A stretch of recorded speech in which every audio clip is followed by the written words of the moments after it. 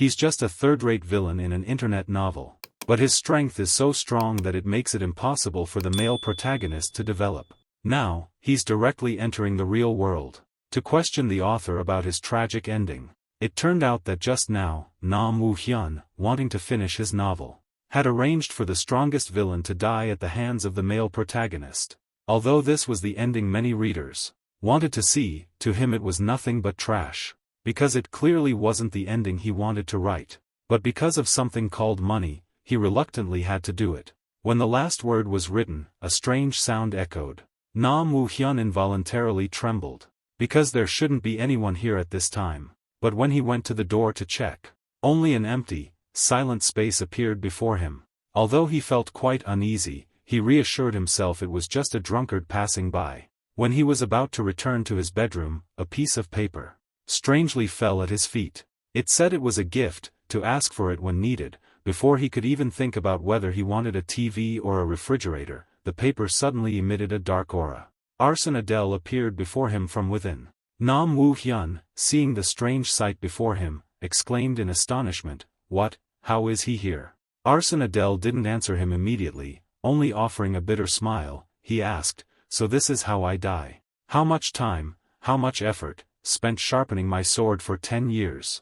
Only to avenge those who destroyed my clan, my family, my friends, my lover. I lost everything, but why, even though I've let go of everything, the result is still failure. Well, Woo-hyun, you must understand better than anyone, so there's no point in me saying more." Woo-hyun was about to say something else when he was immediately interrupted. "So please," at this moment, the dark aura enveloped his entire body. Arsène Adèle, with a helpless smile, continued, "Please, help me, only you can change this fate. I will watch over you." He felt like he was caught in a tangled mess, then entered the body of the person from before. He gradually opened his eyes. Then sat up, scratching his head. Did I just faint? Suddenly, the structure of the room seemed strange, making him confused. He looked at his wrist, wondering, what's with this outfit? He stepped off the bed, gradually approaching the mirror, wondering, what's going on? He observed himself. That strange red hair and mischievous smile. The moment I saw those emotionless fox eyes, I knew. It seems I'm in Adèle's body. The strongest villain in my novel. Not only that, but the assassination will take place in a few days. Half demon blood, the Arsène clan all carries mixed blood, descendants of demons. Thanks to the power of our lineage, we were one of the largest clans in the kingdom. However, my clan was destroyed by the 6 great clans. So of the Arsène clan, only I remain. I am Arsène Adèle. His story is also the reason he became a villain. He tried to take revenge but failed. That's why he brought me, his creator, here. In a few days, I'll be killed by the knights of the 6 great clans. He helplessly activated the status window. In terms of talent, Adèle is one of the strongest characters in the novel, but still not comparable to the superpowers I created for the main characters. The status window showed his information, race, half-demon, setting, chaos, talent, position transfer 1, attribute interests, concentrated dark killing intent, mana control, mana, 341. No matter how appealing the villains are, I never intended for them to defeat the main character. And now I can't control my mana. The setting I created to make him terrifying has become my own undoing. He ruffled his hair when he noticed the paper on the bed. What are you surprised about? Wait, that's the piece of paper that appeared. I completely forgot about it before Adèle made me cross over into the novel. Even if it's not helpful, I can't be picky. I remember it said to look at it when needed. He looked at it, only to find it blank. Where did the words go? Damn it, is this how it ends? A few lines of the author's notes appeared on the paper. If you don't know how to use the gift, answer yes or no. He trembled as he read this. Damn you, Adèle, the paper says to write yes or no on it. He grumbled, what, you're ignoring me now? Fine, I'll listen to you. He wrote yes. It then instructed on how to use the information buying and selling function. I'll answer anything written on this paper. Some questions will require money. Seeing the answers, he was surprised. Information buying and selling, so it knows everything if I ask. The paper said, the more important the question, the higher the price. He then made a request, tell me how to return to the real world. The paper quickly refused, impossible. He swore in frustration, damn it, I can't rely on this at all. Then show me how to use Adele's mana and abilities. He decided to deal with the urgent matters first. As soon as he finished writing, mana emanated from his body. The paper said the question didn't require payment. Control of mana and the use of abilities have been assimilated by the body. Do you accept? He said yes, then smiled. I can feel the mana. The first ability, the power to nullify the 5 senses of a dark being. After activating it, a black hole appeared in his hand, making him happy. Success. Normally it's bigger, but this size is perfect. Next is the power to restrain opponents with killing intent. It also worked successfully. Trained knights and soldiers can withstand it, but it still works on ordinary people. Now I just need to master Adele's ability, Position Transfer 1. Position Transfer 1 is actually the ability to switch places with any object. This is the ultimate assassination skill. Position Transfer 1 activated, a magic circle appeared under his feet. He was pleased. Right now, I can only target within a 20 square meter range, pathetic compared to Adele's power in the novel, but if I train. He looked ahead and decided to try the armor. Then he quickly used Position Transfer 1 to move, thinking his body would enter the armor. But he was flung backward. A loud thud echoed, and he landed on his backside. Damn it, I guess I can't do it in one go. Outside, a group of people on horseback arrived. He remained determined. I'll do it 100 times if I have to, I'll survive. The soldiers shouted, hurry up, we must kill him this time. At the Arson family estate, a group of people entered.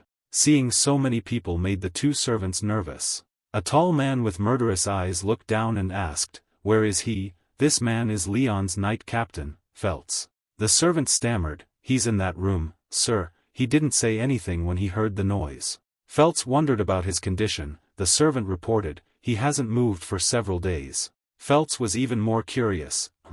Without hesitation, he kicked the door open and rushed inside.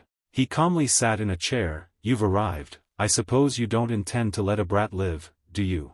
Feltz scoffed. Ridiculous. Kill him. A soldier stepped forward. Yes, sir.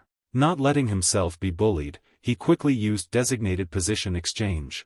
Instantly, the soldier's sword glowed, causing him to panic. He used Position Transfer 1 again to teleport in front of the soldier, and stabbed him in the neck, sending blood spraying everywhere. Feltz was surprised, seeing him take down his soldier in an instant. Feltz crossed his arms and commanded, what are you doing? Attack. The soldiers immediately charged. He quickly ran out of the room, throwing his short sword to the ground. Then used Position Transfer 1 to move. His body quickly landed safely. He decided he had to get to Arson Forest. Seeing his escape, Feltz ordered, he's running away, chase him down quickly. In Arson Forest, he was running for his life, gasping for breath. Even if I luckily escaped the knights and the territory, I wouldn't survive, so instead, I'll go through the gate in this forest to the Demon Realm. The Demon Realm is currently suffering heavy losses from the war with humanity. If I show enough talent, they might accept me. The problem is. He stopped to rest, then heard a noise and suspected, did they catch up to me? Leon's soldiers had entered the forest. He ordered them to split up and search for him. He hid behind a tree, observing. The problem was, it didn't accurately describe where the gate was. I'm sure it's nearby. While walking, he accidentally stepped on a branch, making a noise. That made him anxious. Immediately, the area was devastated.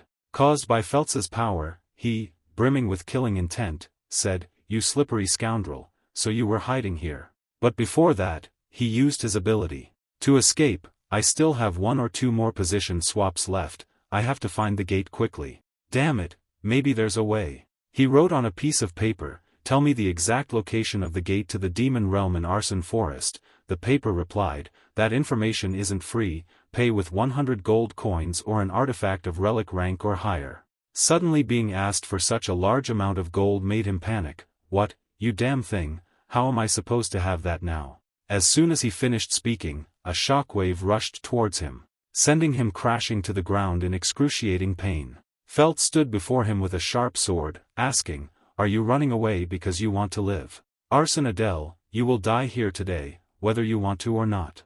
Though he was beaten until he was spitting blood, he remained defiant. Don't make me laugh. He tremblingly said, I won't die. He thought there was still another way. Whether I live or die, I'll just gamble on it.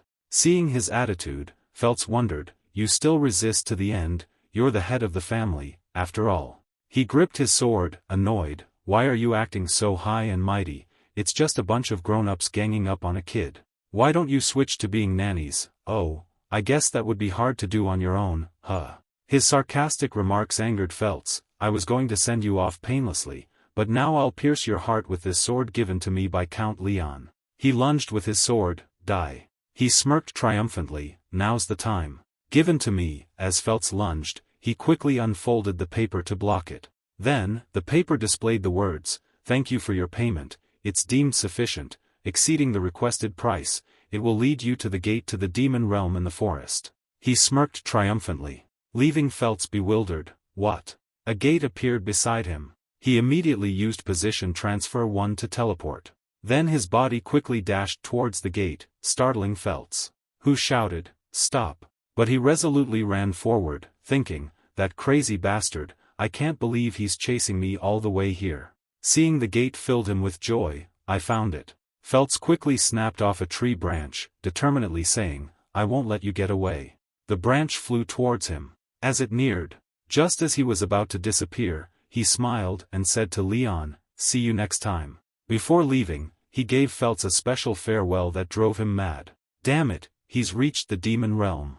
After arriving in the demon world, he chewed his food and wondered, how long has it been? After waking up from passing through the gate, I found myself in a dungeon. This is an artificially created dungeon, the secret demonic art place. He couldn't understand why there was dried meat and a stone bed in a place like this. Was it created by the treasure guardian? Not to mention a red barrier with an attack coming from the front and a stone guardian. I don't know which high-ranking clan created this place, but it's full of strange aspects. And just looking at that guardian was terrifying. If I charged in now, I'd probably be crushed. Suddenly, a glowing piece of paper caught his attention. The paper said, "This is the only time you will be punished. Do not use items not belonging to you as a bargaining chip. Failure to comply will prevent the exchange of information." He broke out in a cold sweat, thinking, this guy's crazy, so he's letting me off this time. Suddenly, he saw something. That stone wall looked strange. Oh, I can sense these things like Adele. Suddenly, a voice echoed, "You have no right." Hearing that, he thought it was the barrier's deactivation function. Too bad. He began to think, I need to find another way out of here. I think that stone fell off the guardian, and if it is a stone, maybe things will go my way. Thinking that, he immediately used designated position transfer 1. Position transfer 1 activated. Thinking he'd escaped, he was overjoyed. Great, it worked. Suddenly, a monster roared. In a certain kingdom, with the sun and moon forming a solar eclipse, someone splashed a bucket of water, scolding, "You idiot, why did you spill it here?" They continued to scold the child. The person standing high above was the head of the bear's family, Crete. Crete went inside and said, "It's quite lively, probably because my daughter is about to raid the mid-level domain. It's quite troublesome. If she succeeds, she'll gain access to Saitan, but even if I order her to fail, she'll defy me. That's because only by entering Saitan can she avenge the humans who killed her mother. Can that weak thing survive in a place where only concentrated demons reside?" The king thought. Crete sighed helplessly. Suddenly, a servant ran in, calling, "Master, something's happened." Crete irritably asked, "What's all the commotion?" The servant stammered, bowing his head, I'm sorry, we heard that there's currently an unidentified person in the hidden domain." Crete curiously asked about the hidden domain. The servant said, "Yes, there's no trace of them opening the door to enter, so everyone's very confused." Crete wondered if they'd identified them. The servant replied, "They've accessed a function only you can use from inside, but we don't know who it is." Crete tapped the table thoughtfully after hearing this. Perhaps he was forcibly summoned through the gate created during the war between humans and demons. He ordered, "He'll die anyway, so don't worry about it, focus on preparing for my daughter's exam." The servant immediately obeyed. Crete observed outside, pondering, if all goes well, I can get a useful pawn, of course, if he doesn't die in the hidden domain. He was then returned to the room with a scream. Falling heavily to the ground, "What the, wolf, I almost died." The wolf continuously attacked the door, making him anxious, so even if the barrier disappears, there will still be trouble getting out. Suddenly, he noticed something. Wait, isn't it also made of stone?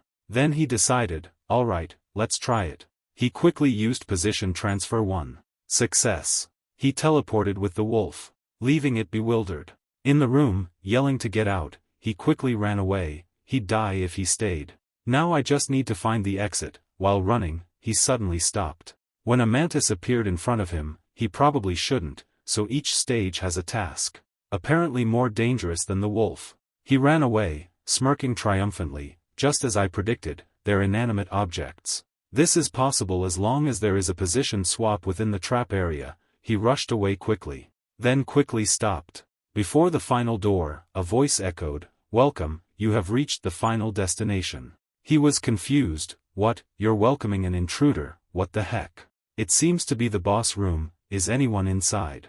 Inside the room was another monster. It was a death knight. He nervously swallowed. Judging by his power, he seemed comparable to Felt's. The death knight spoke, "I express my respect for your arrival. Immediately use the designated position swap."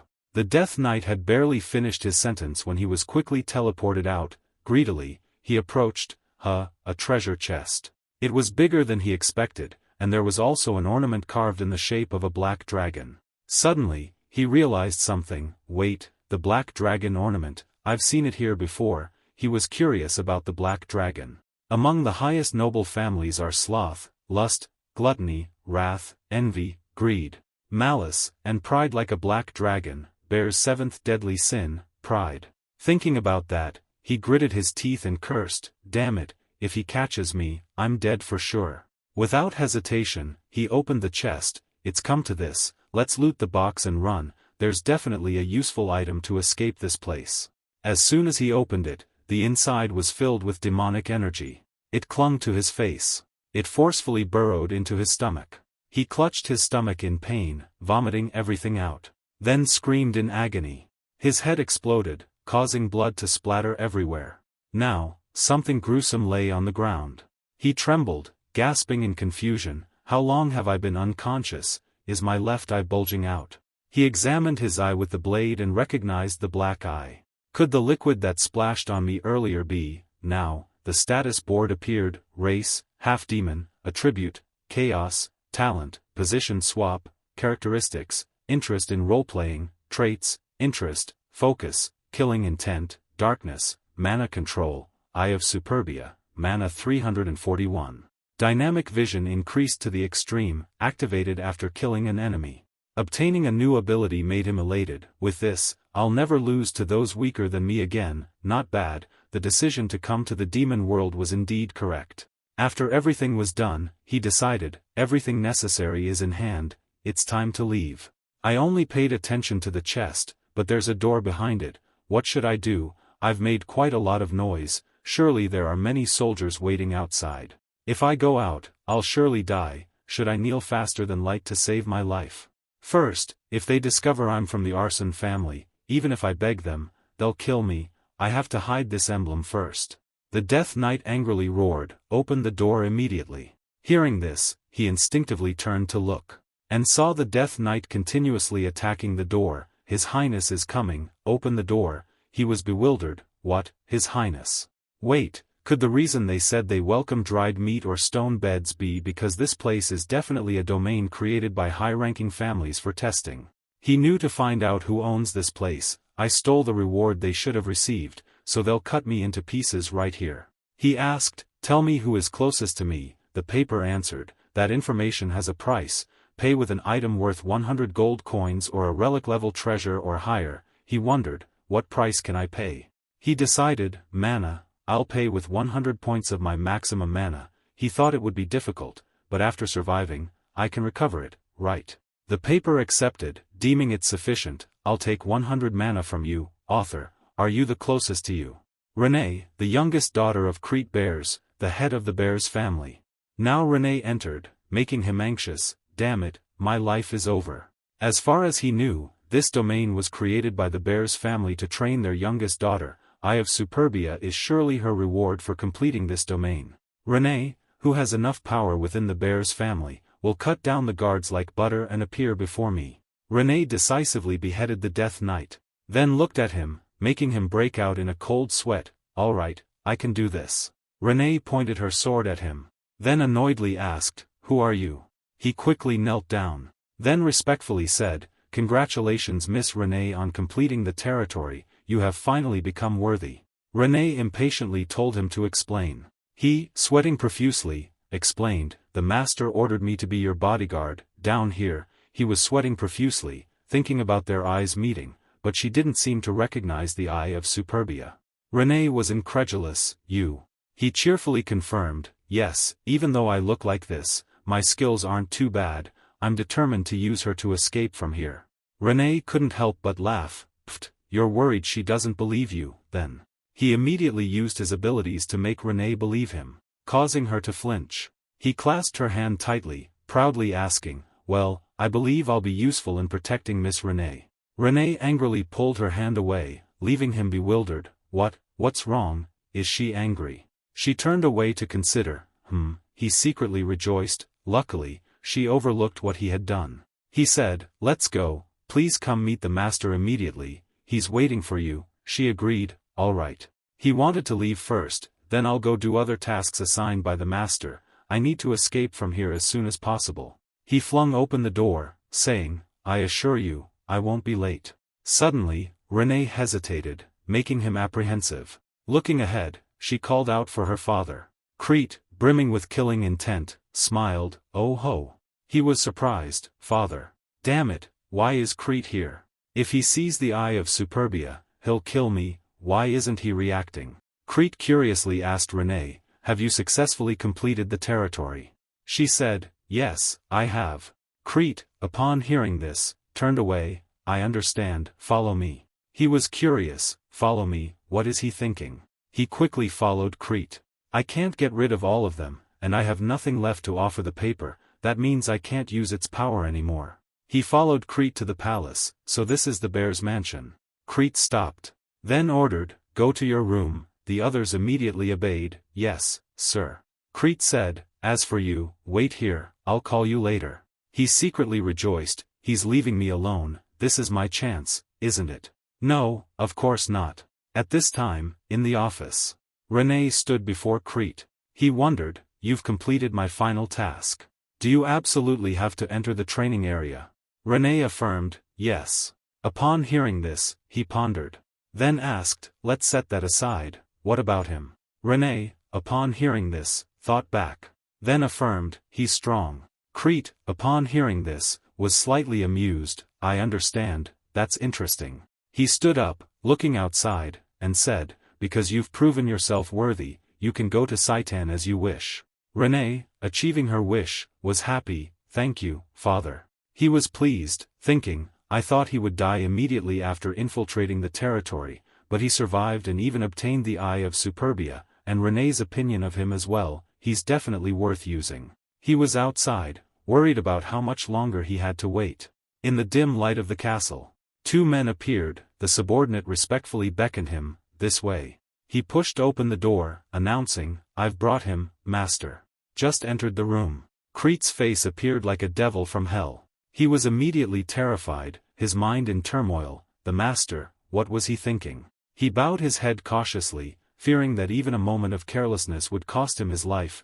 "Why did you let me live?" The old man let out a grotesque laugh, a ferocious sound. "You scoundrel." He unleashed his power, the sound echoing through the dark castle. "You really did a great job deceiving my daughter." The sudden attack caught him completely off guard, pain quickly spreading throughout his body. He could only grit his teeth and groan. Under the old man's immense power, he could no longer endure it and collapsed to the ground. He yelled, "You don't intend to kill me." The old man retracted his power, his lips curling into a sneer. "Humph." Having been spared, he quickly gasped for air, inhaling deeply after narrowly escaping death. His body still trembled uncontrollably. He thought, the demonic energy is truly astonishing. The old man, with the demeanor of a supreme being, a gleeful smile on his face, spoke, "You're quite clever." Looking at him, he continued, "What is your name?" Still terrified, he didn't dare delay, immediately replying, "I am Adele." Hearing that name, the old man seemed even angrier. He was once again subdued by the power. Not understanding what caused the old man to react that way, his body racked with pain, weakly asked, "Sir, what do you want from me?" The old man commanded, his voice like an order that must be obeyed, "Open your mouth." A malevolent smile appeared on his face, a smile of satisfaction at achieving his goal. "Just continue what you told my daughter." A horrifying creature was entering his throat, his rationality being invaded. The old man increased his power, causing him excruciating pain. A terrifying, dark sound echoed, "If you have any other thoughts, this poison will tear your heart apart," he screamed in agony and despair. As he turned and walked away, he said, "I will prepare a place for you, so wait until I call." He seemed completely indifferent to the person writhing weakly on the ground. Having perhaps intimidated him and achieved his purpose, he released him, dismissing him with a single word, "Go." He gasped, unable to believe what had just happened. Damn it. In that dark castle. He was led to a room. The subordinate calmly said, "You will stay here from now on." He stood in the vast space of the room, pondering the reason for his presence here. I became a dependent of this family because of Crete's will. Seeing this, the subordinate bowed and took his leave. "Please rest comfortably." He was still bewildered at having been spared.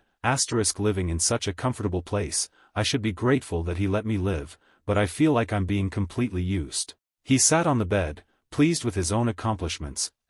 Well, I've been partially recognized by Crete. This might actually be a good situation, but above all, that creature was still deep within his body. He clutched his chest, feeling the alien life form. He resolved to remove it. He thought resolutely, "It has to work." After forcefully expelling the foreign object from his body, he couldn't help but shout joyfully, "I did it, just as I thought, it's inert." Looking at the creature still asleep, oblivious to the world, he pondered, thinking about what would have happened if I had failed. "It's disgusting. If I kill it, I think he'll notice immediately. What should I do now?" He was startled when he saw it open its eyes, and gradually understood the reason. It had woken up immediately because the mana supply from his body had been cut off. He immediately offered it a drop of his blood. "Eat this."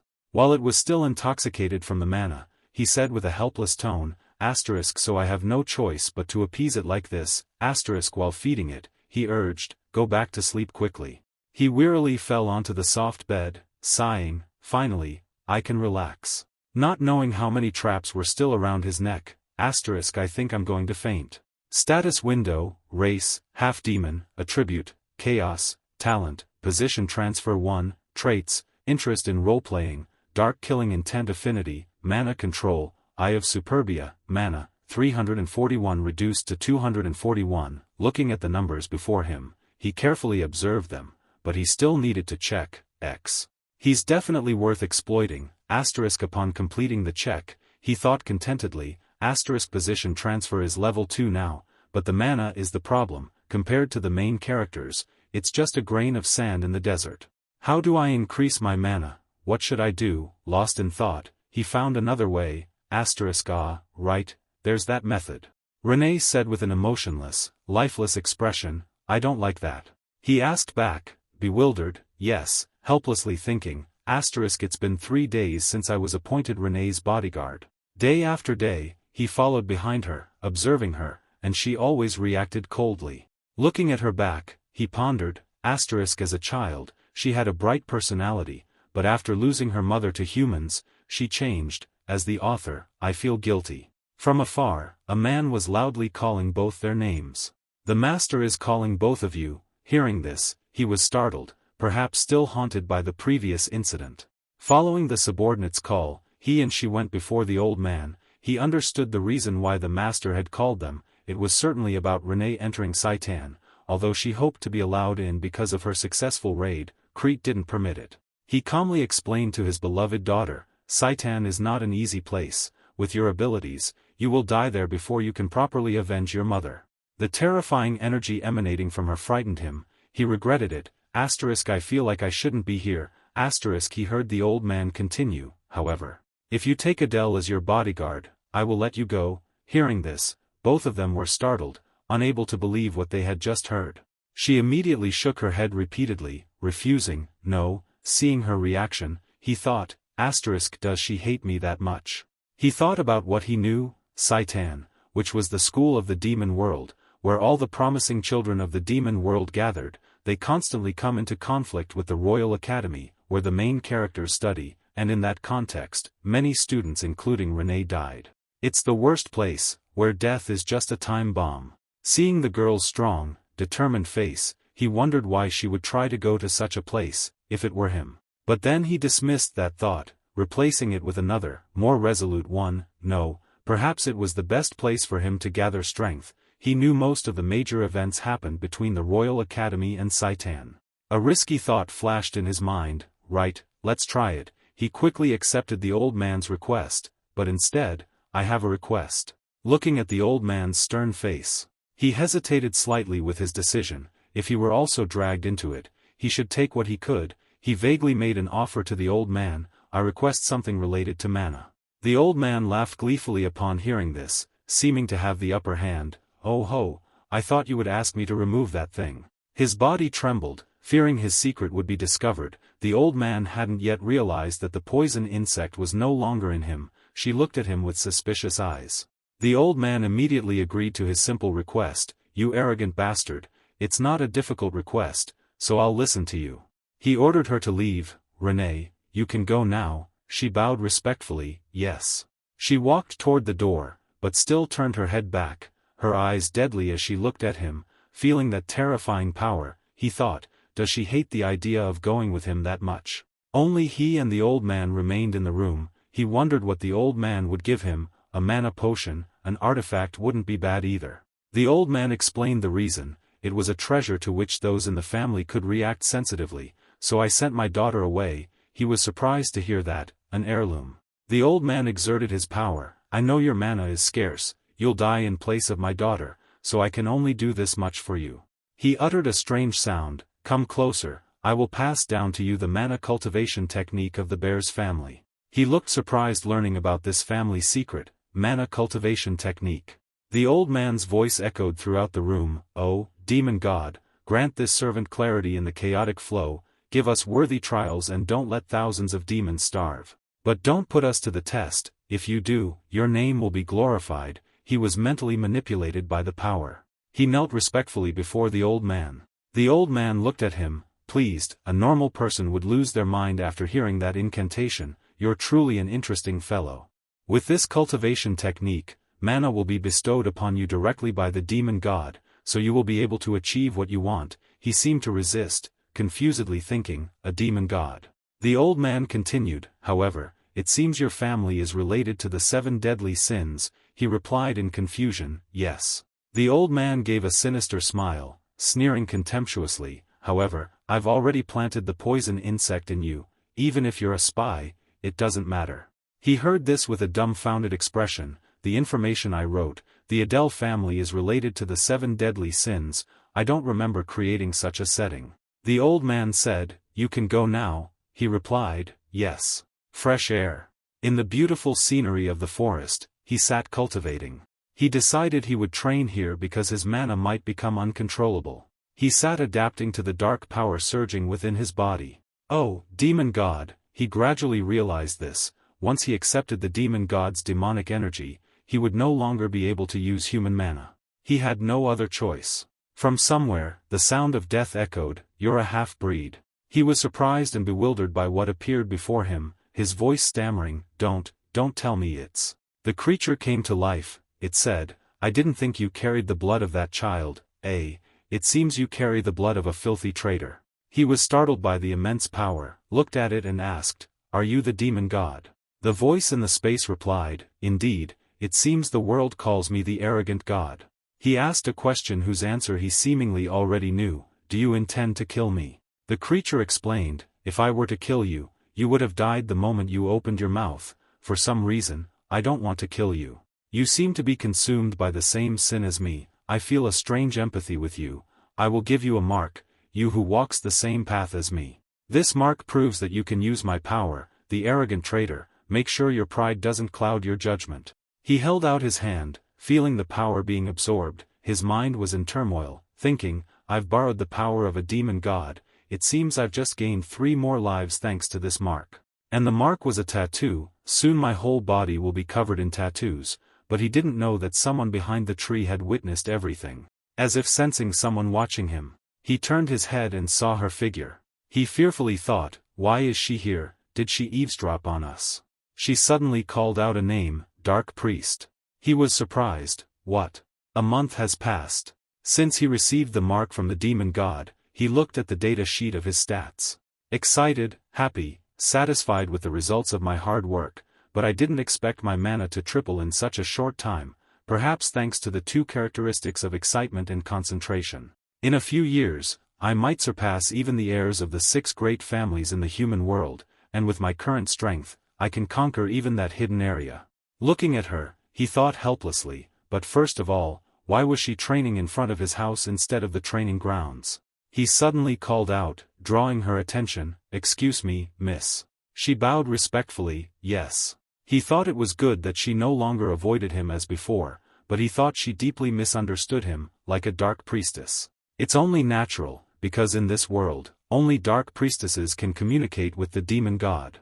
Honestly, it would be better if she hadn't heard what I said to the demon god, but if Renee treats me like a superior, bad rumors will spread throughout the family. He spoke, "Miss," she immediately replied, "Yes." He calmly expressed his feelings to her, "Miss, what are you thinking? But I ask you to treat me as you did before." Knowing this, she said nervously, "But," he continued, "I'm only following the master's orders to protect you, please treat me comfortably." Hesitantly, she said, Then she turned to him and ordered, "Bring me some water." He was surprised by her request and immediately asked, "Huh?" She paused, saying, "You told me to treat you comfortably, and I'm tired and thirsty after training." He thought he had achieved his goal, but something felt wrong. As expected of a proud family, she changed her attitude quickly. She urged loudly, "Hurry up," he replied, "Yes." He helplessly accepted, perhaps he had to do whatever she asked. He stood beside her, holding a sharp sword and thinking, I need to quickly conquer that territory, but Renee won't leave me alone. I barely have enough time left, I have to act before the main character crosses the demon world before me, I need that treasure to survive in Saitan. He called out to you, lady. Next, slowly announce how your preparations for enrolling in Saitan are going, she asked in surprise.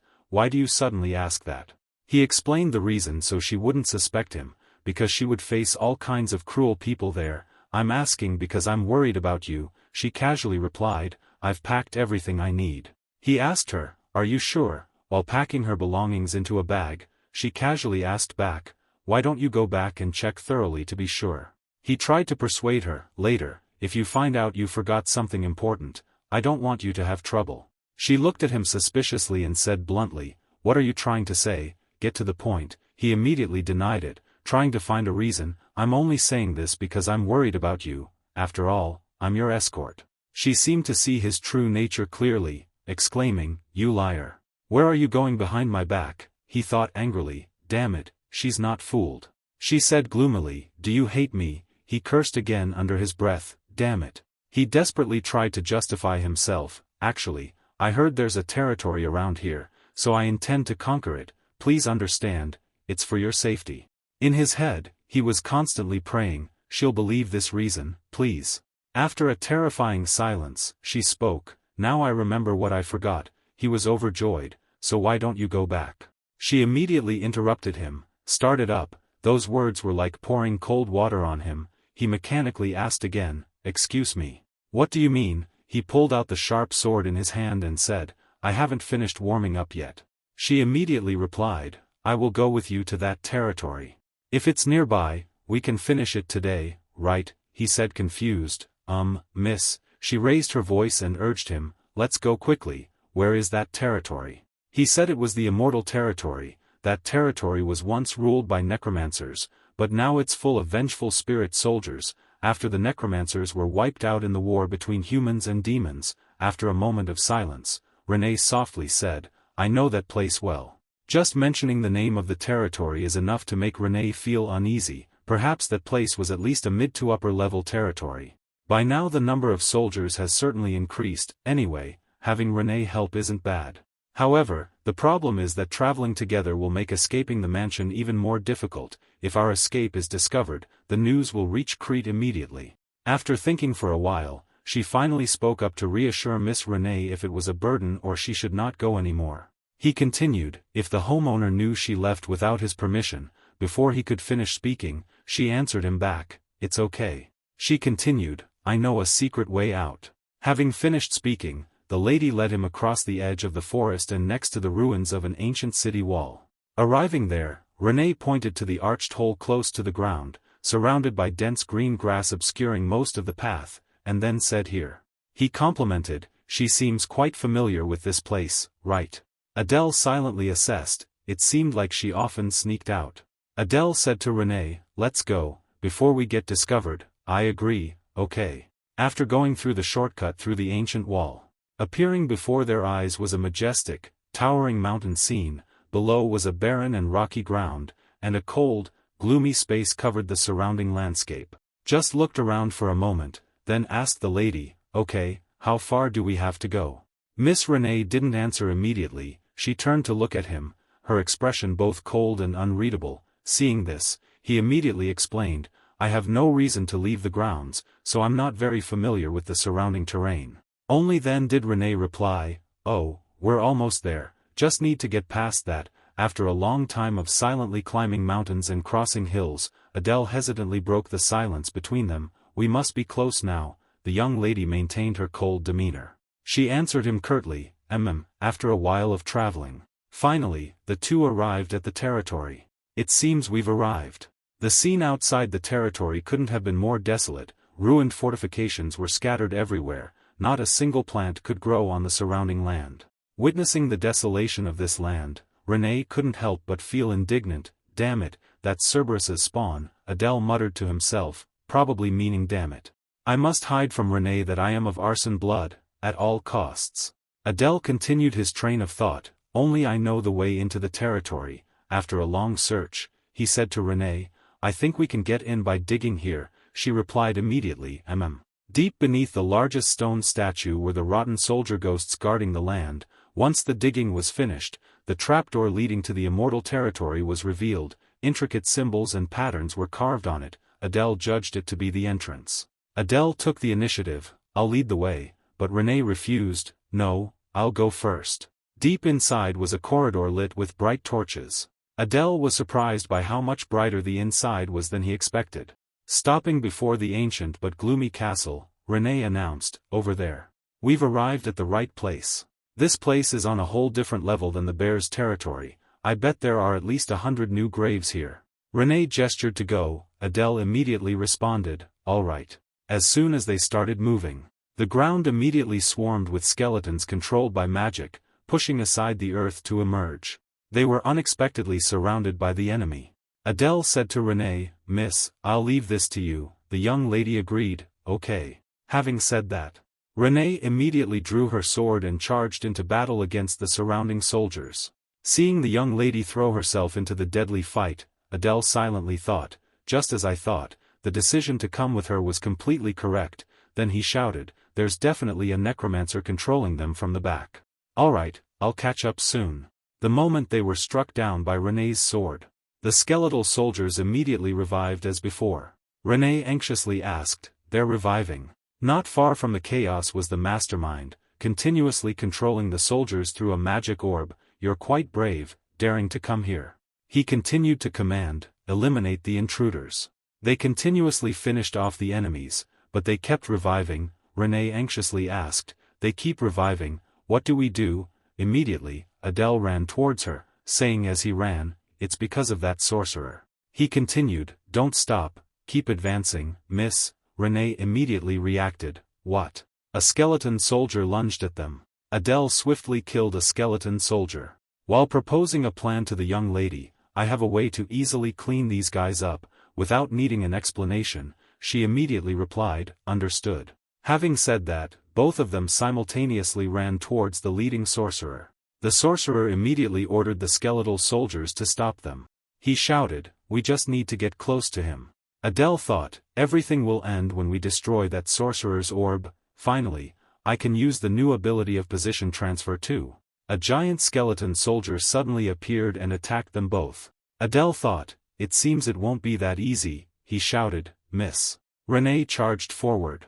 Then the giant skeleton soldier was directly struck by Miss Renee's sword, its body shattering into pieces. Seizing the opportunity, Adele and Renee cooperated to execute their plan to eliminate the sorcerer, activating position transfer 2. At this moment, he teleported to The new ability of Position Transfer 2 is to swap the positions of objects. Position Transfer 2 activated the swap. She was confused when she saw the ball disappear. Thanks to the new function of the exchange technique, you can successfully capture the magic ball in your hand. That's it in a nutshell. The leading sorcerer immediately shouted, "No." Then he smashed the orb into tiny pieces. The sorcerer who lost the orb had no more strength left. As he vanished, he roared in fury, "How could this be?" After the sorcerer completely vanished, Adele was overjoyed. "We did it, Miss." Renee, still recovering from the battle, softly replied, "Aha." The voices of the disappearing spirits suddenly echoed, "Thank you." Looking around, Oh whispered, "The tragedy here, it all happened because of what I wrote, rest in peace." Unexpectedly, the young lady asked Adele, "Is there anything else we need to do?" He replied with his usual cheerful expression, "It's time for our reward." Before them was an ancient chest not far away. Oh was delighted, "Finally, I got the item I needed." The Fang of Darkness, a dagger forged from the dark steel of the demon world. It converts darkness into mana, increasing sharpness and speed in the shadows, an artifact ring that absorbs mana and moonlight energies. Adele exclaimed, "Wow! With this, I can use my dark attributes to the fullest extent. And what about this ring? It's good to have, but I don't really need it." Suddenly, he turned to Miss Renee, "Why don't you take the ring, Miss Renee? I'll take the dagger." She agreed, "Okay." Adele continued, "All right, then I'll take it." After speaking, he gently placed the ring on Renee's finger. Instantly, she pulled her hand back. Her face flushed crimson. Why did she react like that? Does wearing a ring have some kind of significance for the demon race? Seeing this, Adele asked her, "What's wrong, miss?" Renee replied shyly, "This is amazing." Adele said, "It's good that you like it." Then he sat down beside the chest full of gold coins, continuing, "Now that I've dealt with the boss, I'll take all the gold." As soon as he finished speaking, Renee's sword was instantly at his throat. Adele quickly salvaged the situation and divided the gold equally, down to the last coin. After cleaning up the territory, we returned to the mansion, spending our time doing chores for Renee or practicing mana. And after a month like that, Adele had become much stronger. "I've made some satisfactory progress, nearly 1300 mana, which is around the middle of the ranks in the demon world." A few days later, Crete summoned me and Renee. At the mansion, her father stood before them, his voice stern, "It's time for you to enter Saitan. The time has come," he continued, "today, you two will go to the capital to enroll in the academy." Her father asked, "Are you ready?" Adele and the young lady replied in unison, "Yes, sir." Hearing their replies, he said, "Go then, I don't think we need a farewell." Renee was silently sad, and bowed before leaving. Adele obeyed, "I'm leaving with the young lady now, sir." After speaking, Renee's father gave Adele some private words of advice. "I hope you will do well." He replied politely, "Yes, sir." Outside, the carriage was ready. "And we will depart immediately." Crete watched from above. Looking up, he said he wouldn't see us off, but perhaps the demons also share the same feelings as humans towards their children. "I've been worried about my future, but things have come to this point." Adele resolved to achieve his goals in Saitan. In the carriage, he kept noticing that since their departure, she hadn't said anything. Did I do something wrong? Seeing Adele paying attention to her, Renee told herself, "At first I didn't like him because he looked suspicious, but he was more handsome than I thought." Realizing that the atmosphere between the two of them was too cold, Adele spoke without thinking, "Haha, the weather is nice today." The young lady continued to silently assess Adele. However, his actions and words lacked weight, and in terms of strength, he was far from the required level. She wondered if he was truly a priest. Noticing Renee had been looking at him, Adele wondered, "Why is she staring at me like that?" At this point, Renee reassured herself, "How foolish, I even saw him talking to a demon god, why would I doubt him?" Adele continued to question himself, "Did I ruin things?" Just like Adele, the young lady also confided in herself, her eyes not leaving the ring on her hand. Then she shyly turned away. That eternal vow is the meaning when someone of the opposite gender puts a ring on someone's finger in the demon world. He did it without saying much. She wondered again, what vow did he make? "I'm so curious," Adele suddenly spoke, "Miss. We'll arrive in another hour, sooner than we expected." She paused and looked at him. Then immediately turned away. She replied, all right. Finally, we're here. Silently looking around. Adele thought to himself, so this is the capital of the demon world. However, it doesn't look much different from the human world, he continued, it has a medieval style. Although there are some differences, like some people having horns and other physical differences. Elite demons have one distinct difference, his tattoo, he has one on his neck, just like me. Seeing him seem absent-minded, Renee reminded him, what are you waiting for? Hurry up, he replied awkwardly, yes, miss. Then he continued to ask the young lady, where are we going now? Renee immediately replied, the entrance exam is at noon 2 days from now, we need to register beforehand. Adele quickly replied, if it's 2 days from now, should we go sightseeing in the capital until then? The young lady coldly replied, not interested. Receiving the cold reply from his mistress, he was so surprised that the smile that was always on his handsome face disappeared. Adele continued to persuade Renee, miss, perhaps you haven't finished speaking. Renee interrupted him, we don't have time, let's go register. Wasn't her past that she hadn't left home since her mother died? Oh my God, I can't understand her. Looking at the Saitan campus, he silently exclaimed, so this is Saitan, amazing, it must be 3 times larger than a normal university. From the front came the announcement of the supervisor, you've registered, come back in 2 days, next. It's my turn, Adele spoke first, yes, we're here to register for enrollment. After looking at Adele, the man asked him, what are you? He was surprised. The man continued, you don't look like a demon. Clenching the pen in his hand, he got angry, a half-demon dares to register. Then he continued to shout, we may have lost the war, but what do you think this place is? Hearing the unpleasant words of the strange man, Adele thought to himself, I can see a bleak future ahead. The registrar was angry, he didn't hesitate to insult him directly, at you little rats. Renee's voice rang out, what's happening? She went to the registration desk. Arson turned to her shyly. While the registrar was very surprised, looking up at her and exclaiming, oh, those horns, this admission is truly extraordinary, I didn't expect to witness a child of the 7 deadly sins clan. He then softened his voice, if you are an applicant, please declare your clan and identity. She calmly introduced herself, Bear's clan, Renee. And didn't forget to emphasize to the registrar, and this is my bodyguard, who will be enrolling with me. He reluctantly filled in the information on the paper but still felt uncomfortable with them, a half-demon as a bodyguard. The 7 deadly sins clan has really lowered its standards, still being admitted to Saitan. Renee stopped him before he could finish his sentence, that's enough. Renee was furious with killing intent, she drew her sword and glared at him uncompromisingly, I won't stand by and watch you continue to insult the Bear's clan. Frightened, he could only change his tone and avoid the topic, whispering, we don't discriminate against the applicants' identities, so forget what I just said, he said loudly, please tell me your clan and identity. After completing the registration procedures, he didn't forget to remind them, registration is complete, please come to the entrance exam on the specified date. Adele thought to himself, in the human-demon war, half-demons were stronger and fought on the side of humans, so it's natural for them to have prejudice against half-demons. He was also angry but couldn't do anything else. The two turned and left, but Renee seemed to still be upset about what had just happened. Both she and the registrar were still angry. Adele then coaxed her, all right, Miss Renee, now we need to find a place to stay. The two went to an inn nearby. Adele commented that this place seemed quite clean. But Renee didn't seem to think so. She sighed dejectedly, the inns here are all too old. Adele could only comfort her, because we don't have any money. He thought to himself, the 10 Crete gold coins are barely enough for the two of us to live for a month. Because of the consequences of the war, the Bear's clan has become impoverished, so I can't ask for more. Adele turned to Renee and said with a smile, shall we go in then? The door opened and a welcoming voice was heard.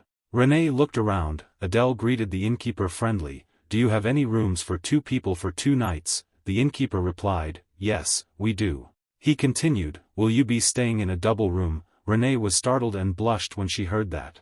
Adele refused, no, please give us 2 separate rooms. Renee was embarrassed and didn't dare to look back. The innkeeper seemed surprised, oh, yes.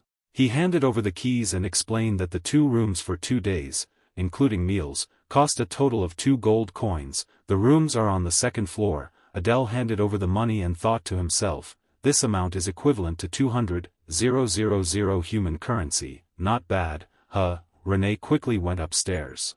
I went up first, Adele could only watch. He nodded and told her, I'll bring the luggage up later, Lady Renee, please rest well. Renee turned around and replied, all right, you too. Watching her back, I thought to myself, she's always lived in a large mansion, this must be her first time sleeping in a place like this, well, I'm sure she'll get used to it soon. As the sun began to set, and dusk fell, Adele thought it was time for him to rest for the next 2 days. The next morning, sunlight streamed through the windows of the academy, the sky a clear blue. The guard shouted, contestants, please enter and follow the instructions. Adele and Renee joined the throng of people. He looked around and thought, so many people, I wonder if there are at least 100 people here. When all the contestants gathered inside the area, Adele suddenly realized and felt a bit worried. He thought to himself, I didn't expect so many contestants to register to defeat humanity, I have to be careful not to reveal my identity. An announcement rang out and everyone focused on listening. From this point on, please present your identification and board the train in order. Adele was surprised. A train. As soon as the announcement finished, a train came speeding in. Everyone looked at Adele in astonishment, exclaiming, a train, I never expected this. The train sped through a mystical spatial current. They said that many labyrinthine spatial gates had been set up to prevent intruders, only by train could one reach Saitan. They both boarded the train. Adele exclaimed in surprise, I can't believe the giant fortress we saw from the outside is only a part of this place, how big is this place? The train's speed was terrifying, both had to hold on to their seats tightly. An announcement rang out, we're approaching Saitan, prepare yourselves. Adele looked at the scene before him in disbelief. The magnificent and majestic grandeur of the academy was astonishing. Adele said to Renee, we're finally here. She simply replied, yeah. The train stopped inside the academy. Adele carefully offered his hand to help Renee off the train. An announcement immediately rang out, contestants, please follow the instructions and enter the hall where the exam will be held. Everyone's footsteps quickened, all proceeding through a large door. Standing in the grand hall, Adele looked up, thinking to himself, wow, it's so huge, it's overwhelming. Only now did he look around at the crowd and think, most of the young demons are here, I wonder if there are any other heirs of the 7 deadly sins clans here. Suddenly, 3 people in unusual attire appeared. Among them was a purple-haired man with a long, large sword at his waist, looking fierce. Everyone dared only to steal glances at him. He wasn't a student, judging by their attire, they seemed to be instructors. Adele smiled and thought to himself, perhaps if I make a good impression on them, life here will be a little easier. Then, unexpectedly, Renee said, time's up. Adele was stunned. The large door, which had been wide open, slammed shut automatically. Everyone looked on in slight horror. The light gradually dimmed, and everyone looked up in bewilderment. Adele started to sweat, thinking to himself, it's clearly daytime, but what kind of magic effect is this? What kind of exam will this be? An eerie voice echoed, silencing everyone. Above the high hall, a light shone on a figure, with fierce red eyes and long markings around its neck and face. She looked down contemptuously and said, welcome to Saitan, you stupid fools. She threatened, let's see, are there many eager to die this year? No one is not trembling before those words. Adele was also trembling, thinking to himself, I can't believe her voice alone brings such immense pressure. Suddenly, she laughed eerily, and a powerful beam of light appeared around her. All right, enough chit-chat. She shouted, begin the entrance exam immediately. A bright blue light shone, dazzling and powerful, flooding the hall. Everyone was affected and swayed. Adele anxiously turned to Renee. Miss Renee, she focused on maintaining her balance, saying, focus on the exam. It didn't seem to be a simple light beam. Some were clutching their necks, writhing, unable to breathe, and collapsing. Adele gritted his teeth and endured. The 2 strangely dressed people watched from the sidelines, their expressions unfazed by the students writhing and screaming. The short-haired person laughed and said, the principal has such bizarre aesthetics, don't you think? The large purple-haired man replied, well, no matter how talented, if the spirit is weak, it's useless. And the girl who created the light was the headmaster of the academy. She watched and laughed loudly. Principal Lucian's personal supervision of the first stage of the entrance exam, called the mental endurance test, had its reasons. the purpose was to test whether the candidates could withstand torture and keep secrets if captured by humans. The purple-clothed man observed. 5 minutes had passed, and almost no one remained standing. "That's enough," the short-haired person said. Adele was struggling to endure, while Renee seemed barely affected. He seemed quite disappointed. Besides those 8, everyone else has collapsed. I had high expectations because so many contestants participated." But the purple-haired man remained focused. "Well, about 40% lasted more than 5 minutes compared to the previous recruitment. That's a lot more." A relief. "The figures of those unaffected by the headmaster's terrifying power. I heard that this recruitment includes the heirs of the 7 deadly sins clans. It seems the rumors are true," the man exclaimed. "Now that you mention it, that's true." The purple-haired man suddenly realized something. "But wait, look over there." Trembling, about to collapse, the man wondered, "Who is that kid? He doesn't look like an heir of the 7 deadly sins." The short-haired man looked and laughed. "That's right, and yet he's remained conscious for almost 10 minutes. He commented, "But I'm sure he won't last much longer." Adele seemed about to collapse to his knees. Suddenly the purple-haired man felt strange. He suddenly felt, "Wait, is there something? Does he feel okay?" Adele suddenly appeared, terrible streams of black power pouring out around him strangely. The 2 lecturers were astonished. The principal also looked towards Adele in surprise. Another, dangerous figure within Adele was emerging. The purple-haired man quickly drew his sword. Without hesitation, "We must kill him here."